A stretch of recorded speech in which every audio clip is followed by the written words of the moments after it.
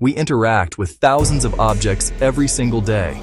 We buy antiques, we collect dolls, and we hang art on our walls without a second thought. But what if I told you that some inanimate objects aren't actually inanimate? There are things in this world that hold on to energy, dark, parasitic energy. Objects that don't just sit on a shelf, but watch you, wait for you. And if you touch them, well, your life might never be the same. From a painting that burns down every house it enters, to a wine box that nearly killed a famous rapper. Today, we are counting down the top 5 cursed objects you should never, ever touch. Let's turn off the lights. We're starting our countdown at number 5 with a curse that set the United Kingdom into a panic in the 1980s. The Crying Boy. Painted by Italian artist Giovanni Bragolin in the 1950s, this mass-produced print features a tearful toddler with wide, sorrowful eyes. It seems harmless, right? Just a bit of kitsch art. But in 1985, a massive house fire broke out in South Yorkshire. The devastation was total, furniture incinerated, walls blackened. Yet, amidst the ash and rubble, firefighters found one thing completely unscathed: a print of the crying boy. This wasn't a one-time event. Firefighters began reporting this phenomenon all over England. Houses would burn to the ground, and face up in the wreckage, the boy would still be crying, untouched by the flames. The panic got so bad that the Sun newspaper organized mass bonfires for people to destroy their copies. Legend has it that the artist used an orphan as a model who was known as a fire starter because his parents had died in a blaze. If you see this print in a thrift store, maybe just keep walking. You don't want to test if your house is fireproof. At number 4, we have a curse born in the digital age. This is The Hands Resist Him, often called the eBay Haunted Painting. Created by Bill Stoneham in 1972, the artwork depicts a young boy standing next to a creepy, life-size doll in front of a glass door. Behind that door, rows of disembodied hands clawing to get out. The painting was found abandoned in an old brewery-turned-art gallery before landing on eBay in the year 2000. The sellers were a couple who claimed the characters in the painting moved at night. They said the boy would step out of the canvas, or the doll would point a gun at him. They even set up a motion-triggered camera, which allegedly captured the boy's face distorting in anger. But the curse didn't stop with the owners. When the auction went live, thousands of people viewed the JPEG online. Immediately, reports flooded in. People claimed that just looking at the digital image on their screens caused them to black out, have violent nausea, or burst into hysterical tears. It became one of the first viral horror legends. The painting is currently locked away in a storage facility in Michigan.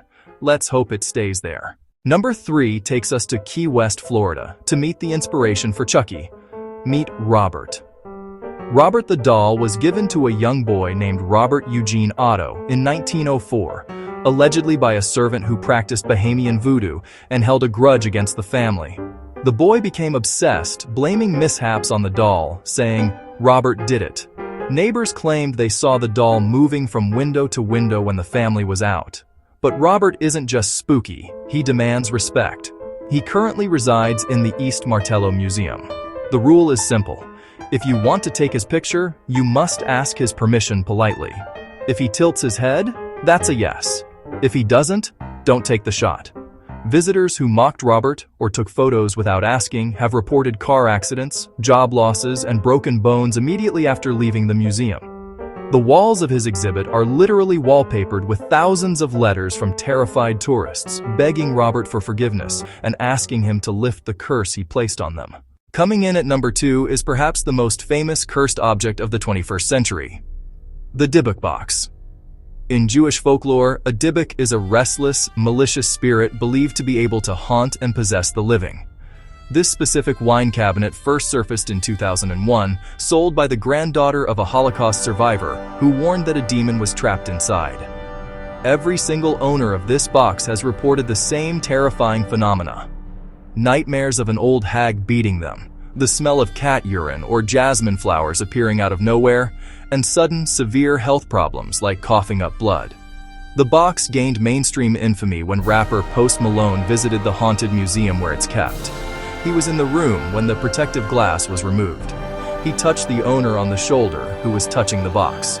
That indirect contact was enough. In the weeks following, host's private jet had to make an emergency landing after its tires blew out. His house was robbed, and he was in a serious car accident. The box is now sealed shut, hopefully forever. And finally, at number 1, the Queen of Cursed Objects. Forget the porcelain version you saw in the movies. The real Annabelle is a Raggedy Ann doll, and she is far more dangerous. Given to a nurse in 1970, the doll started small, shifting positions, leaving handwritten notes that said, "Help me." But soon, it escalated to physical attacks.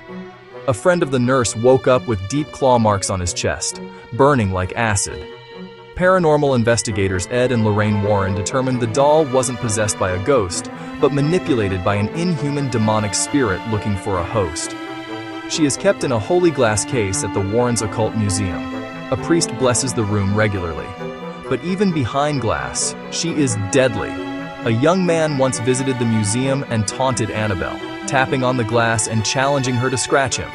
Ed Warren kicked him out. 3 hours later, that young man lost control of his motorcycle and crashed into a tree, dying instantly. Annabelle isn't a toy. She is a conduit.